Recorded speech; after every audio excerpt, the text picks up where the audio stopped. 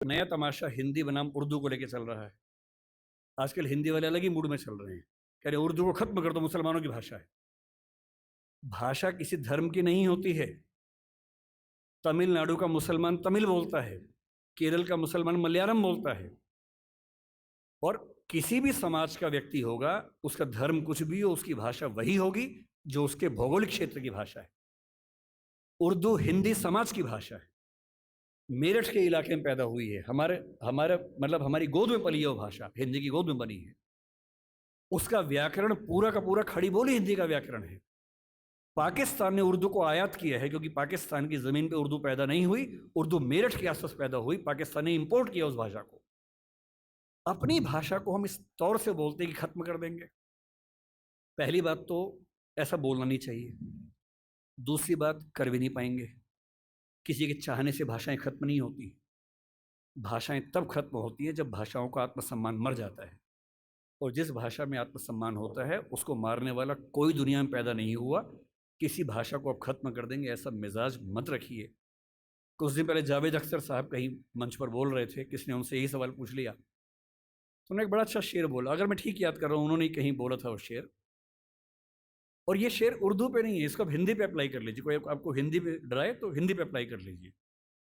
शेर ये बोला, उर्दू को हम एक रोज मिटा देंगे जहां से। किसी ने कहा कि हम उर्दू खत्म कर देंगे। उर्दू को हम एक रोज मिटा देंगे जहां से, ये बात भी कमबख्त ने उर्दू में कही है। अजीबोगरीब बातें हैं। हिंदी बोलने वाला 10 वाक्य बोल के दिखाए और उर्दू का एक शब्द इस्तेमाल ना करे। उर्दू बोलने वाला 10 वाक्य बोल के दिखाए, संस्कृत से बदला हुआ कोई शब्द इस्तेमाल ना करे। करके दिखा दे। पाकिस्तान के लोग करके दिखा दें। मैं एक बार पाकिस्तान के नेताओं की भाषा सुन रहा था, बहुत ध्यान से सुना, नोट किया। और मैंने पाया कि 100 शब्द बोलते हैं तो कम से कम 30 शब्द संस्कृत से बदले हुए शब्द बोलते हैं। और तेवर क्या है कि हम तो उर्दू वाले हैं। उर्दू बोलने वाला कितनी भी ताकत लगा ले, संस्कृत से बच ही नहीं सकता। हिंदी वाला कितनी भी ताकत लगा ले, उर्दू से बच ही नहीं सकता। इतने शुद्धतावादी मत बनिए कि आप अलग थलग पड़ जाएं, एक टापू पे अकेले खड़े हों। भाषा बढ़ती है साथ चलने से, न कि एकदम शुद्ध होके अलग थलग हो जाने से। अंग्रेजी में हर साल नए शब्द आते हैं। इतालवी भाषा का शब्द माफिया है, अंग्रेजी ने लिया। दुनिया भर के लोग बोलते हैं माफिया माफिया माफिया। इटालियन का शब्द है, अंग्रेजी ने प्रचारित किया उस शब्द को। समोसा खा खा के हम पगलाए रहते हैं। समोसा हमारा अपना शब्द नहीं। हमारे बहुत सारे ऐसे शब्द जो हमारे मूल शब्द मानते हैं वो हमारे शब्द नहीं है, हमने सीखे हैं। सीखना चाहिए। भाषा दुनिया का हर समाज भाषा बना रहा है, क्यों हम उन सबसे ना सीखें। और अंतिम बात यह है कि एक भाषा होती है मनोरंजन की भाषा। हिंदी का कोई बाल भी बांका नहीं कर सकता उस भाषा के तौर पर। जब से सोशल मीडिया आया उसने क्रांति कर दी है।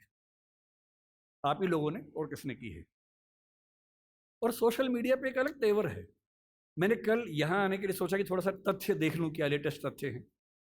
यूट्यूब की इंडिया की रिपोर्ट निकाली कि कौन सी भाषा में कितने व्यूअर्स देखते हैं। अगर आप यूट्यूब पे ट्रेंडिंग वीडियोस देखेंगे तो ट्रेंडिंग की लिस्ट में एक तीर बना होता है, उसमें हर देश का अलग अलग है। आप पाकिस्तान का देखें, चीन का देखें, कहीं का, चीन का तो खैर क्या देखेंगे, जिन देशों में यूट्यूब चलता है वहाँ का देखें। इंडिया के ट्रेंडिंग वीडियोस में 50 में से लगभग 45 से 48 हमेशा हिंदी के ही आपको मिलेंगे। तो मैं सोचता था कि कहीं ऐसा खेल तो नहीं कि दक्षिण भारत का अलग चलता हो और उत्तर पूर्व का अलग चलता हो। तो मैंने ठीक से चेक किया, पूरे भारत का एक ही चलता है। तो कल मैंने यूट्यूब की रिपोर्ट निकाली भारत की, और यूट्यूब का रिकॉर्ड बता रहा हूँ मैं, जितने तथ्य दे रहा हूँ रिकॉर्ड हो रहा है, सारे चेक कर लीजिएगा। यूट्यूब की आधिकारिक रिपोर्ट क्या है 2020 की। भारत में जितने वीडियो बनते हैं, नहीं देखे जाते हैं, viewership, view time, 54% viewership Hindi की है और अंग्रेजी की 16% है। और ये ठीक क्या संख्या है। 2011 के सेंसस में हिंदी बोलने वाले भारत में कितने हैं, 57% है। 57% आबादी 54% वीडियो देख रही है, इसमें आश्चर्य क्या है। ओटीटी की दुनिया में देख लीजिए, वाईकॉम 18 जिसका वूट नाम से चैनल आता है, मतलब ओटीटी प्लेटफॉर्म आता है, उसने एक सर्वे कंडक्ट किया। उन्होंने खूब कोशिश की, अंग्रेजी में की और भाषाओं में की। और अभी कुछ दिन पहले उन्होंने एक निकाली अपनी रिपोर्ट और बताया कि हम OTT पर कितने भी एक्सपेरिमेंट्स कर लें, OTT में हिंदी की भागीदारी 50% से ज़्यादा ही रहती है, कम नहीं होती है। अंग्रेजी की 15% है, बाकी सारी भाषाओं के मिला के 35% है। फिर वही बात है, जिस देश में बोलने वाले 57% हैं, वहां 50% वीडियो क्यों नहीं देखेंगे? और मनोरंजन आज की दुनिया का उभरता हुआ सबसे बड़ा व्यवसाय है। यूट्यूबर नाम का व्यवसाय हमारे बचपन में तो नहीं था, आजकल यूट्यूबर हैं।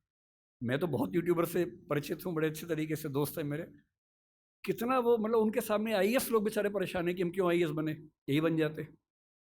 मतलब एक एक महीने के 10 लाख, 20 लाख, 50 लाख, 1 करोड़, 3 करोड़ रुपए कमाते हैं, साथ ही प्रसिद्ध है बहुत ज्यादा। ऐसी दुनिया कहाँ किसने देखी थी? कोई ट्विटर पे है, कोई इंस्टा पे प्रसिद्ध है, और अपनी भाषा की वजह से है। अच्छा, इंडस्ट्री में अंग्रेजी का बोलबाला ज्यादा है।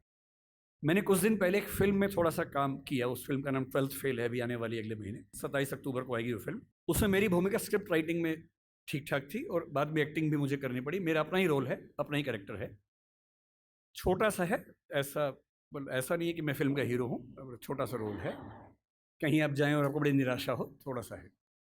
तो मैं स्क्रिप्ट राइटिंग कर रहा था, फिल्म हिंदी की है, विधु विनोद चोपड़ा उस फिल्म के डायरेक्टर हैं और प्रोड्यूसर भी हैं। तो उन्होंने मुझसे कहा कि स्क्रिप्ट हमने लिखी है लेकिन उस पर थोड़ा सा काम करने की ज़रूरत है। फिर तय हुआ कि हम फिर से स्क्रिप्टिंग करेंगे उस फिल्म की। तो करीब 70 सीन है, जिनमें से अनुमान से 20-25 मैंने खुद लिखी हैं। वो बड़ा मुश्किल काम होता है, मुझे लगता था कि 2-4 दिन का काम होगा, लेकिन वो 6 से 8 घंटे में एक सीन हो पाता था, तो 2-2 दिन में जाके एक सीन पूरा होता था। बड़ा मुश्किल काम था। फिर खारिज भी होता था, उसमें फिर अमेंडमेंट्स होते थे।